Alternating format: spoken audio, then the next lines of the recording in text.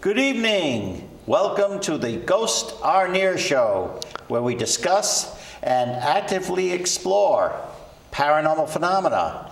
I am your host, Keith Johnson, the co-founder of New England Anomalies Research. And I'd like to say a very happy birthday to my dear friend and spiritual sister, Andrea Perrin. Happy birthday, dear, and our prayers are certainly with you. And also Sarah Tillinghat's birthday of a vampire lore here in Rhode Island. And that was in 1799. Now it goes back quite a ways. But I'd also like to say hi to my friend Side-Eye Guy. And he does his own show. He's a debunker. But anyway, we're talking about real paranormal here, and I have some special guests with me tonight. They are members of PPP Investigators, paranormal group. Have Paul Davis, Eric Shepard. Let's give them a hand. Thank you. Give them a couple of hands. Take two, they're small. Yeah, great. So it's great to have you guys. Great to be here. Yep, we've known each other for quite a while. I haven't seen either of you for quite a while. It's been years and years, but I'm glad to have you here on our show. Well, the old saying is, life's what happens when you're busy making other plans. That's true, very true. So, that's very true. I think John Lennon it's good said to be that. here now. I believe it was. Yeah. So you're based in Massachusetts, right? Yeah. So you're local New England. Yep. Taunton area, right around the Bridgewater Triangle, if you know anything about that. All kinds of paranormal reports out of that. Yeah, been there. I wouldn't go there alone, especially at night. I would need to find my way back. So, So tell me about your organization. How did it start? Well, I was part of Nightbreed Paranormal. Yeah. And there was some, there's this little politicking going on, where the point was like, well, there's the way I wanted to do things, and then the way that Joe, our leader, wanted to do it, and I just wanted to do it go a different way. So we remained the same, but we did ours as a scientific, and Joe did his as a regular spiritual side of it, and so on and so forth. Because when Joe and I first started Nightbreed Paranormal, one of my stipulations was that a lot of it had to be scientific based. Yes. And then things started to go, and there is a place for it, but it's not the angle that I wanted to go with. Was the spirit, you know what I mean? Yes, exactly. And it started going to that, and then it just kind of like fell apart from there. Right. We just didn't see eye to eye. Not that we didn't remain friends or anything. It's just we had different goals. So that's why I joined up with Eric. With PPP. So very like-minded then. Yes. Yes, very much so. All right. Now, how's some of the phenomena that you usually deal with? Do you get called into like residential? Sometimes. Yeah, we had a case up in, the last one I did was up in Hull, in a house, and there's a field of uncomfortableness around it. And come to find out, the breaker box was literally right under their living room, and every single piece of all the 15 apartments were all jerry-rigged together, which was putting out enormous amounts of EMF. Wow. And once they fixed that, gone. Oh, good. So you were able to help them? Literally within 10 minutes. Great. Wow. Well, that's always good when you can put somebody at ease and say it's not necessarily paranormal. There's a logical explanation, a rational explanation, mundane, and when you can do that, that's great. That's great. Except some people are kind of disappointed when they find out it's not a ghost. But we're there for the truth. We're not there to just appease them what they're hoping something might be, so on and so forth. Because that will happen. It's like, I want this to happen, so I can go around and tell people, hey, I have something in my house. And so forth. So Exactly. So what are some of the places you've investigated around here in New England? Because we have a lot here in New England. We do. We've definitely done extensive stuff in the Bridgewater Triangle, visiting different cemeteries and everything. Also, we've spent quite a bit of time at Precious Blood Cemetery, which I know you're very familiar with. Yes, very active. Fort Revere up in Hull. it was another place that we've done quite a few times, with other people who used to be part of the team as well, so on and so forth. Well, it's just all these very smaller places. We don't, Right. we pretty much do it for ourselves. We want to find out this and that. But if something comes along, we're more than happy to. Well, our equipment was all stolen. So that's why we haven't been doing anything recently. Someone decided that they're part of the group. I ain't gonna name a name. They were more important, and then they took everything to Florida with them. Oh dear. So That's too bad when that happens. And I know that has happened to other groups, and somebody takes all the equipment when they leave. And right. Unfortunate, but how about some like really famous places? I'm sure you've been to the Lizzie House, right? I have not been to the Lizzie Borden I have house. been to the Lizzie Borden house a couple of times, and also to Oak Grove Cemetery. Oh yes, yeah. So on and so forth, which has been very interesting. Some of the things that dark, like full black masses. Really? Yeah, and it's funny. It's nowhere near the Borden area, whatsoever. So on and so forth. Yeah.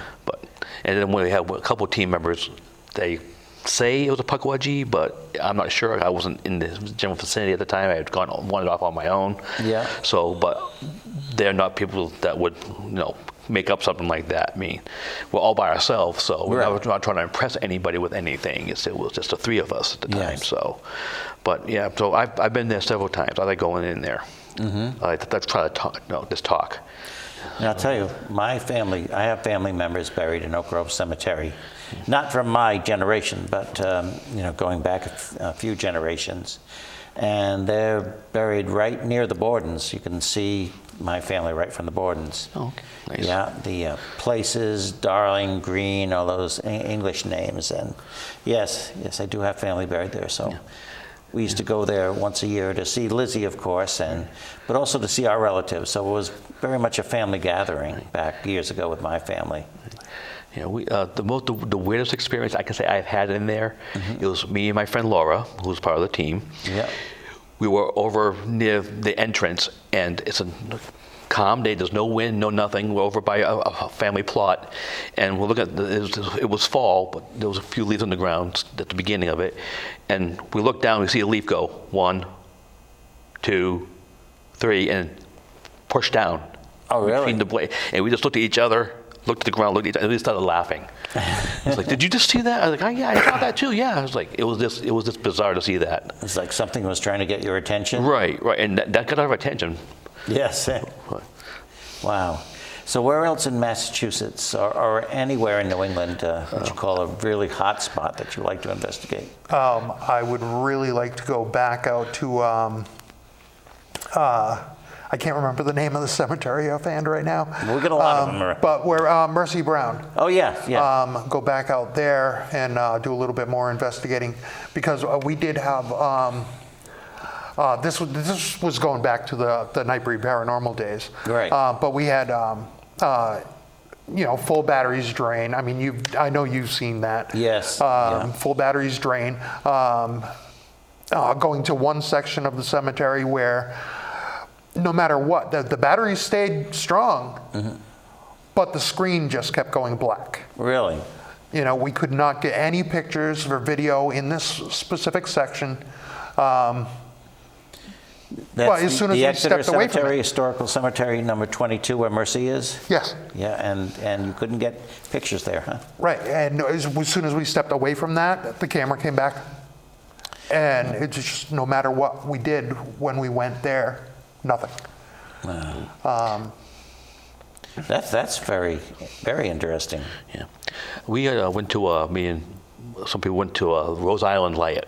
Oh yes. And we drove down there and said, well, we need batteries, so we stopped at the Benny's that was on the way into Middletown. We bought all brand new Duracell batteries. An hour in, every single battery was dead. Really? Brand new out of the package, just gone. So we went down by the barracks to the very end, to the foghorn room, the lighthouse itself, so on and so forth. A half an hour in and everything was just gone. My goodness. So wow. So they really sapped that energy right out. Sucked it right out. Wow. That's always interesting when that happens. Disappointing sometimes, but at Yes. least, you know something's happening. But at least we get to stay on the beautiful little island there, so Yes. Yeah. there was that. Right. Did you have any other phenomena there? Or activity? Not really. I mean, we thought we heard things, but I mean, it's kind of hard with the ocean right there. Oh, and yeah, it was, right. So the waves crashing in. I mean, everything's right. I mean, there's nothing too far from the water on that island. So, Right. I mean, it's kind of hard to decide what's might be paranormal, what might be just natural, and so on and so forth. Right. So that was a very big difficulty in being there. Plus, it's a bird sanctuary too, as well. There's between May and August, there's one part of the island you can't even go near. Is that so? Yes. I didn't know that. Yes. So. Wow. Eric, we had gone to the USS Salem. Oh, yes. And yes. Eric got a very interesting EVP. I forgot about that. It was in the in one of the freezers from the ship. Right. They called it the butter room because that's where they kept their perishables and everything. Right. Well, I guess at one point during wartime and everything, they had to use it as a makeshift morgue. So they had a lot of bodies and stuff stored there. So we had taken turns going into this, and you had to go down into it and then close the door, and it's pitch black in there. And what was the EVP you got? I'm asking question, and I hear, "You can't hear me. You can't hear me." Oh, really? Yep. Wow. Yeah. So that was pretty cool. I mean, Teasing you, huh? Yes, which is fine because I'm the same way. So. Oh, that's good. Yeah. Met a kindred spirit. Yes. Right. Yes. Yeah. Yeah. That was interesting. Which is funny because he's a Navy man anyway. So. Right. Yeah. So also you were involved with it, but we also went to Spidergate. Oh, yes. I always wanted to go to Spidergate. Yeah, it was very, very interesting. We had a camera on a tripod, and it fell over. Now, if it fell over on the single part of it, but it fell backwards on the two back legs. Yeah. Completely tilted over, and no one was like, "Did you kick that?" I'm like, "I didn't touch the damn thing." So yeah, but it was fun. It was a short investigation because people tend to party at that place because it's in the middle of nowhere. So, but yeah, that's another place that's pretty cool. Yeah, I've got a long list of places that I would like to go. What is it, Ramstail? Yes, definitely. Yeah. That's one place that I'd love to go to, and I believe you're the first person that ever told me about it. So, that's top on the list. Let's do it. Let's do it. That's a very active place. See you raising your hand over there. You've been to Ramtail. Ben, she's been to Ramtail. Traitor. And she didn't want to be on camera tonight. No. Yep. Do you have experiences there? Oh, yeah. Voices being heard. There was 4 of us, so we heard a male voice in the center of all of us, so we all heard it from a different angle. Wow. We weren't able to catch any EVPs, but we did catch a few questionable photos of trees where at one point it shows the tree straight, and then other ones it looks like it's almost something protruding. Oh. He's talking about how they all pretty much experienced something there, and there was like as a group they experienced it, and that's a lot of people do at that area of Ramtail and Foster, Rhode Island. Well, let's make it a trip then. Let's do that. That sounds great. It is a very, very active place. And it ends at midnight. It's fantastic, so you get to go home early. Right, exactly. Ends at midnight. Yeah. A lot of people have seen Pukwudgie sightings there, and also somebody carrying a lantern, walking along, which some people believe to be the spirit of Peleg Walker, who was a business owner and worked the night shift often there, and he had a falling out with his bosses and his co-owners, and it got very, very bad, and he was found dead the next day after one very big argument inside the mill. I've been watching it, and so that's a whole story in itself. But yeah, that was very active, and it is actually listed on a census, I believe 1885 census, that says it's haunted. in quotes. Really? Yeah, so that is officially haunted. It's on books there. And some people say that's why the mill shut down. At least that contributed to the mill. I'm sure there were other factors like droughts and things like that, but that was actually one of the contributing factors of that mill closing down. And speaking of mills, how about Slater Mill? You been to Slater? Actually, did they recently paint it? Did they paint it? I don't know. Eric asked that. For while me, we it were looked on like it our way was here. off pink compared to the yellow last time I was down there. Yeah, I've seen some pictures. I haven't been there for a little while myself. I'll have to see it because I've seen pictures where I didn't know if it was just the shading of the photo, but Right. looked off pink. But, I think maybe it was just the way the sunlight was hitting it, but yeah. that could be. That could well be. Right, so. We've had a lot of things in the atmosphere lately too. So Right, yeah. Yes, but I saw a picture on your site and your Facebook from 2018. I think it was New Year's Eve. The picture it said Slater Mill. Oh yeah. I was walking around. I was bored. I was working for a company, and we had just gotten done doing work at the stadium in the parking lots. And I was living in Attleboro at the time, and I had to literally walk from downtown back to Attleboro. It was like 4 or 5 miles. So I said, you know what? I've never been to this mill. I'm going to go around. I walked around, took some pictures, and so on and so forth. And I was like, I got to get in here someday. So Yes. Yeah, was we definitely got to get you in there because it is an interesting place. Yeah, I was there that day too. Oh, really? I mean, my shift was over. I was at home while you were there, but I had just left not too long ago. We almost met up with each other. Yeah. I remember that. 2018 New Year's Eve. Yep. Yeah, I worked that day. Now, is Keith still doing the tours there? My brother Carl. Yeah. You are Keith. That's the way it is with twins. I know. All the time. Yes. That's the question I had to do. I want to make sure I don't call him by the wrong name when I'm here. I answer to both. I don't hardly even think about it. But The funny thing is, I can tell the difference between the two of them by looking at them. yeah, so- right. When you see us together. Yeah.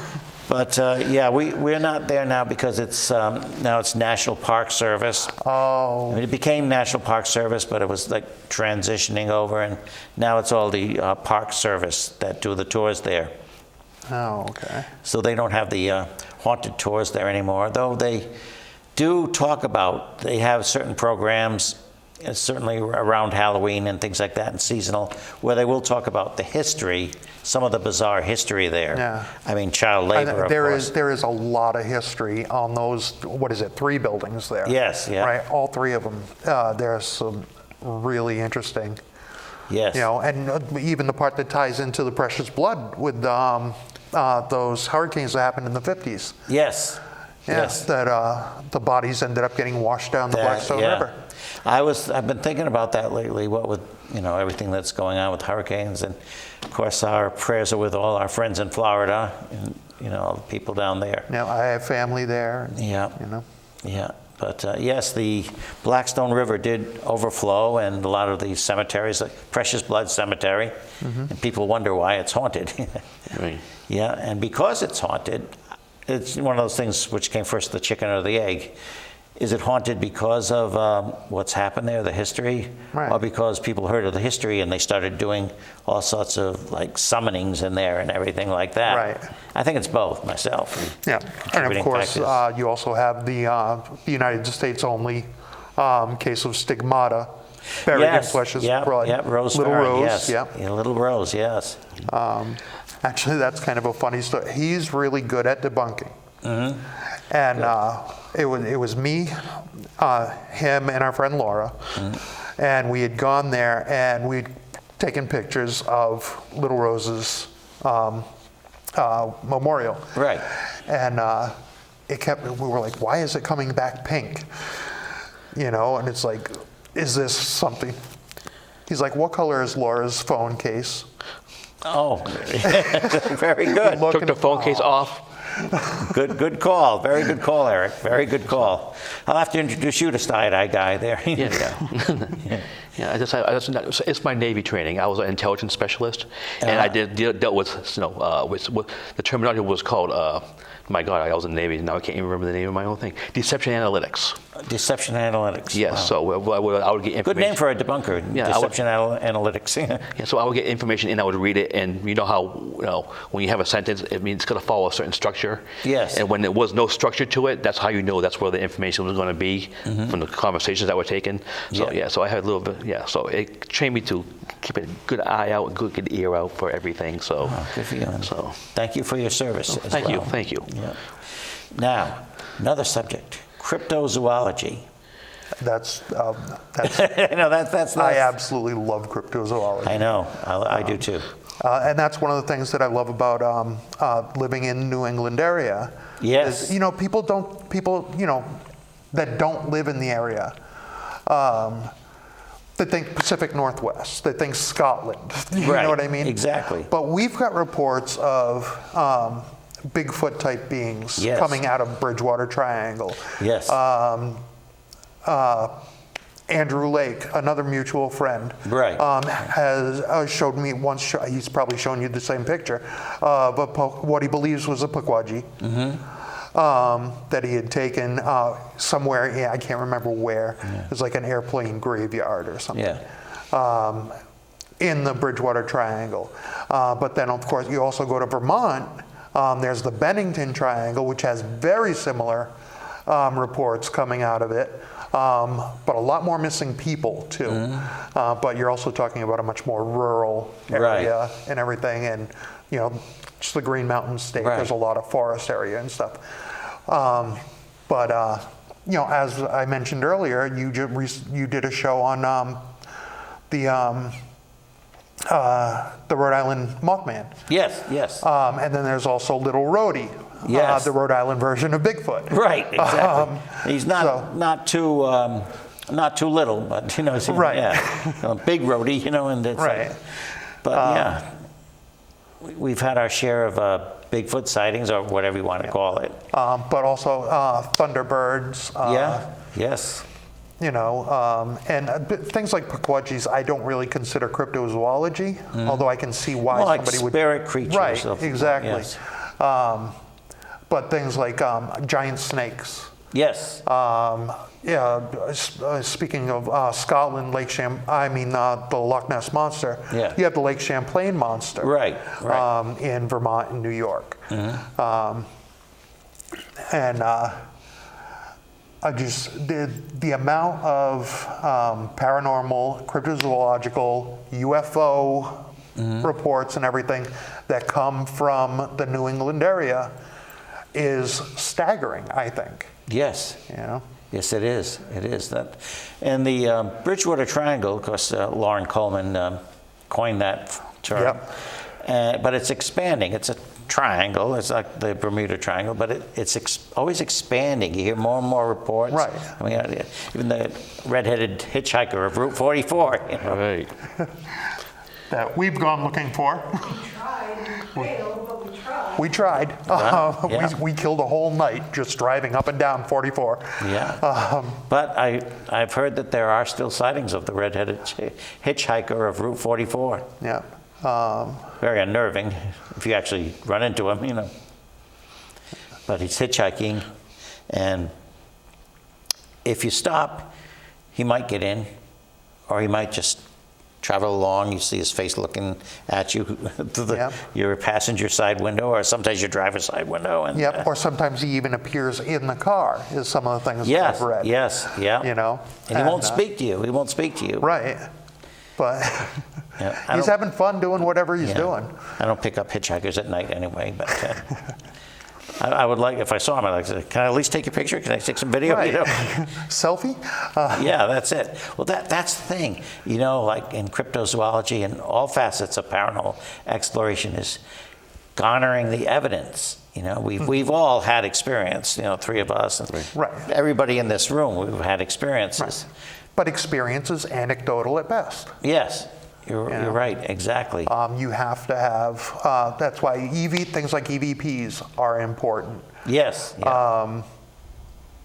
especially the Class A EVPs, where Yes. it's clear what's being said, Yes, yeah. and there's no other explanation, you know? But that goes back to the whole scientific thing, is if you can't repeat it, if it's not, if you can't demonstrate it repeatedly, what are you left with? Yes.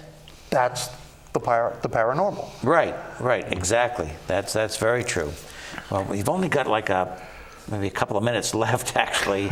You know, it goes by so fast. It does. Yeah, but tell me, what's ahead on the horizon for PPP investigators? Well, I do have a little side project I am working on to get running. Yes. And that is called Bridgewater Triangle Excursions. Yeah. So taking tour, bringing people to the areas where there's been stories and so forth.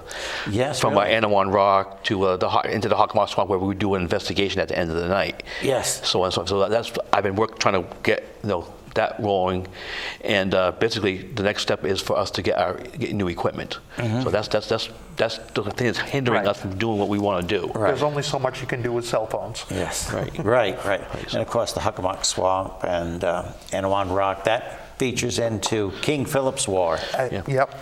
Like 1675, when that started taking place, and that was the most devastating war in this soil. You know, people think the Civil War and everything, and of course, and the Revolutionary War. But the King Philip's War, I mean, to this day, there are still reports coming from N.E.A.R Rock that you can hear Native American chanting and everything Yes. going on while you're there. I've been there. I've never experienced it myself, but I can't discount it. Yeah. You know? My brother's been there, and he heard the drum beats Yeah. that kept getting louder and louder. And I know what you mean about the chanting and everything, which could be, I don't know if it's Native American language or not. You know, I haven't heard it, but some people have analyzed it, and they've caught a word here and there that is actually part of their language. I have, in the stolen equipment, we had a recording of the Hockomock Swamp, and it's Pai, which we're told means hello. We had 7 recordings of a little girl saying it back to us. Really? 7 times. Wow. And we contributed to being King Philip's daughter, who had contracted smallpox, and they were hiding in that part of the swamp. Yeah. So that's what we assume it might be, but we're not going to know. Assumptions doesn't prove anything. So, but to get 7 of recording back is kind of, it kind of makes you think. So. It's very sad, too. Right. An EVP, Sandra and I captured How Sad in a hotel room. Oh. And we're doing filming a documentary.